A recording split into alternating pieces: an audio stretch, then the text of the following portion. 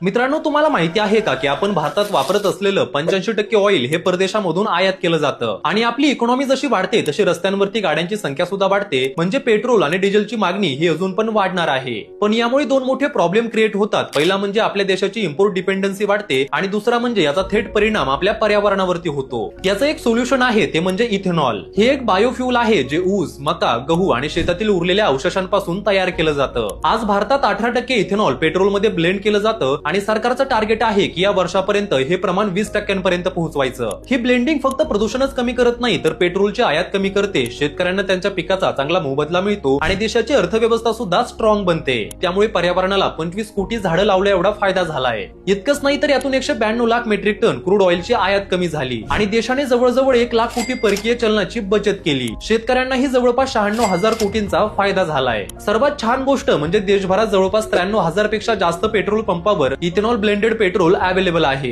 आणि सर्वात मोठी गोष्ट म्हणजे पेट्रोल काही दशकानंतर संपेल पण इथेनॉल परत परत तयार करता येतं, त्यामुळेच त्याला म्हणतात फॉर एव्हर फ्युल। त्यामुळे पुढच्या वेळेस पेट्रोल भरताना अभिमान असू द्या की मी फक्त पेट्रोलच भरत नाही तर पर्यावरण, देश आणि शेतकऱ्यांसाठी सुद्धा काहीतरी चांगलं काम करतोय।